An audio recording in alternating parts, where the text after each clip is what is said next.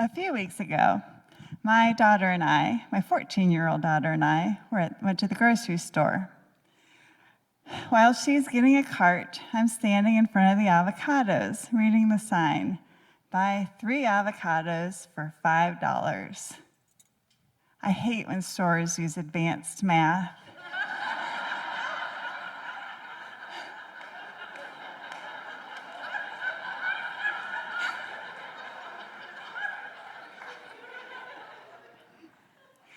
Apparently, I was looking kind of funny standing there talking to myself as my daughter approaches with the cart, laughing. She shakes her head at me and says, "You look like an NPC." "A what? An MCP?" "No, Mom, an NPC, a non-player character, like in video games." You know what I'm talking about. For those of you that don't know, these are the bystanders and extras that mill about in the background, bumping into walls, getting run over or shot, talking to themselves, oftentimes getting in the way of the real-life players called player characters, or PCs. NPC, non-player character. Yes. Thank you, dear child of mine, for naming and validating these feelings of irrelevance I've been having these past couple of years as a mother of 2 adolescents. Obsolete, annoying, exasperating, a boomer. It is a complete 180 from the constant neediness of earlier childhood. I don't miss that. But I always thought I was going to be one of the cool moms. Yeah, I'm not the only one. Well, something magical happens when you spend 12, 13 years raising little Homo sapiens, thrown in with a sprinkle of perimenopause, that transforms some of us into obnoxious, antiquated caricatures, not unlike our own parents. Not you, Mom and Dad. I know, it's the way it's supposed to be, so kids are ready and excited to move out, and we are too.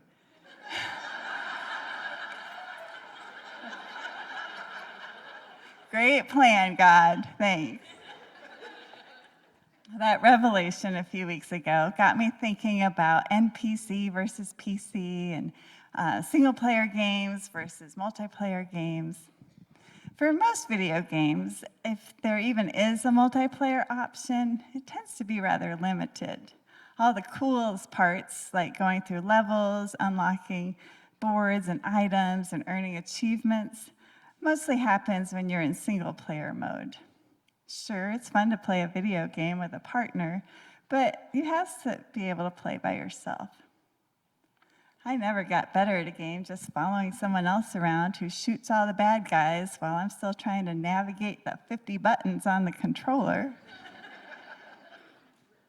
I think life is a lot like that. At least mine has been. I learned a while ago that I should not depend on someone else for my own happiness. Now, I'm not saying that we don't need those other people in our lives, but I've learned that even the most integral folks in anyone's life cannot be forever constants. 12 years ago, my sister, Tricia, was diagnosed with ALS. She had just turned 40. ALS is a progressive disease that affects the nerve cells that control our voluntary muscles. Within 13 months, Tricia was confined to a wheelchair and beginning to lose the use of her hands, arms, and diaphragm. She decided to be put on a ventilator because she was not ready to die. My family and I moved back down to Central Illinois to be closer and to help with the caretaking. It was a lot of work. I did things I never thought I would do, like shoving a tube down her tracheostomy to suction out mucus from her lungs, emptying her catheter bag. But honestly, none of that was the hard stuff. Communication was difficult. Not long after, she couldn't speak or even smile. She could only move her eyes to the right for yes, to the left for no. We used an alphabet board so she could spell out her thoughts. And while Tricia was very dependent on us for her physical needs, she relied on herself and her faith to get her through the mental challenges and a little Ativan. Grace and dignity were the words most frequently used to describe my sister at that time. Using that damn spell board, Tricia cultivated amazing friendships with her caretakers, even new ones who had never heard her speak or seen her beautiful smile. They fell in love with her. Grace and dignity. Let me tell you something. Before she was sick, those are not exactly words I would have used to describe my sister. We were not very close growing up, even though we were only 3 years apart. She was the perfect, bossy big sister, and I was the never perfect, annoying little sister. Her favorite thing to say to me was, "Don't cry, baby." But as we traveled through her ALS journey together, we grew much, much closer. Now I had this sister who was dying that I couldn't imagine my life without. That was the really hard part. And then we did lose her.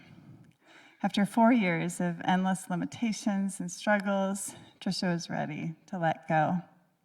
She had been losing control of her eyes, and she didn't want to get locked in, completely unable to communicate. She got excited to go to heaven. She trusted that her family would be okay. She never wanted to give up, but because of her peace and joy, was ready to let go. My sister let her difficult circumstance make her a better person. She learned that by focusing her attention on others, her vanity and self-consciousness melted away. She learned that gratitude brings unbelievable joy and hope. Telling her story has helped me to become a better person. And I've learned that being resilient and self-reliant means knowing I can survive and thrive through anything, especially when I'm being an active player character in my own life. The timing of her death coincided with my lifelong plan to go back to college when both of my kids were in school full-time. I'm really grateful I already had that plan because it helped keep me from sitting at home all day wallowing in my grief. I returned to my alma mater, ISU, and I got my master's degree in social work. I'm not gonna lie, it was hard. My comfort zones were obliterated. My paradigms were shifted, not to mention the countless all-nighters writing papers, which is a lot harder when you're in your 40s. I had my people supporting me in the background, but it would have been super easy to quit at any time. I'm so glad I didn't, though, because I love my new profession, and I'm pretty darn proud of myself for what I have accomplished and what I will accomplish. Thank you. Thank you.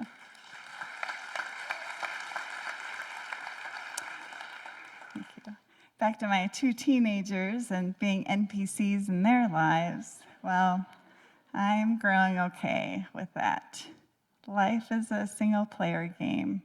Now, I do believe in a great and benevolent creator and designer who passes me cheat codes. And with all of my privilege, he definitely has my life on easy mode most of the time. But he knows I don't learn and grow in easy mode, so he allows my difficulty level to get bumped up to hard periodically, and that's okay. I do not want to be an NPC in my own life.